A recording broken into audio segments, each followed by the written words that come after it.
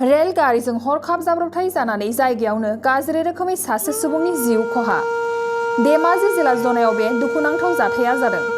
धेमाजि जिल्ला जनायनि सिङाव थानाय सिमेन्ट सापरि रेलवे स्टेशनाव रेलजों हरखाब जाब्रबथाय जानानै गाज्रि रोखोमै सासे सुबुंनि जिउ खहा।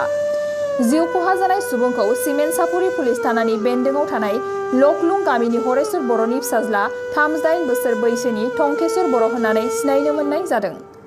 जाथायनि सोमोन्दै रेलवे पुलिस बिफाना फोरमायनाय बायदिब्ला थांनाय मोनानि लाचित एक्सप्रेस रेलगारिजों गावनि जिउखौ फोजोबनानै लानाय जाथाय होननानै फोरमायथिदों। আমি আজি যোৱা নিশা 9টা বজাত যিখন আমাৰ লাচিত এক্সপ্ৰেছ আহি পৰে ইণ্টাৰচিটি, তাত এজন ব্যক্তি ট্ৰেইনে কাটিছে। তেখেতে অলৰেডি আমি যিটো ষ্টাইলত পাইছোঁ আৰু ঘৰৰ মানুহেও কৈছে যে তেখেতে ছুইচাইড কৰা এটা ষ্টাইলতে আমি পাইছোঁ। তেখেতে অলৰেডি ডেড বডি 2 টুকুৰা হৈছে।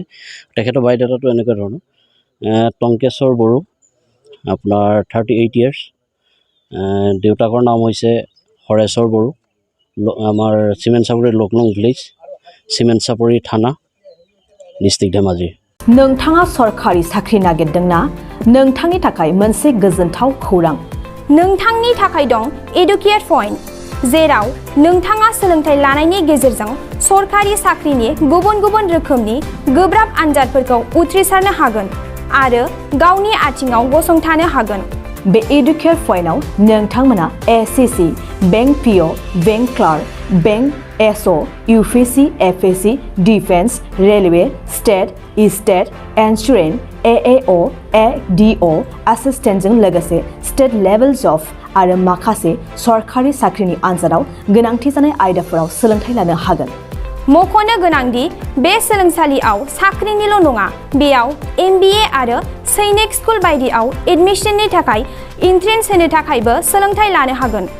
बे सोलोंसालियाव गाहाम थाखो खथानि सुबिदा दं आरो सम मथे नोंथांनि सोलोंथाइखौ बे सोलोंसालियाव होनाय जागोन। बेखौबो मिथिनांगोन दि बे एडुकेट पइन्टआव सोलोंथाइ लानानै बावैसो 2021-22 इं मायथाइनि एसएससी जिडिनि आनजादाव गासै 11 सा सोलोंसाफोरा उथ्रिसारनो हादों। बारा नङा, गासै 15,000 रांजोंनो नोंथाङा बे सोलोंसालियाव 6 दानसिम सोलोंथाइखौ लानो हागोन। बे सोलोंसालिया क'क्राझार, बरपेटा रड, गवालपारा आरो बङाइगावआवबो दं। क'क्राझाराव सोलोंथाइ लानो गोसो गुदुं जानाय सुबुंफोरा 70020263133 9101536360 70020263133 9101536360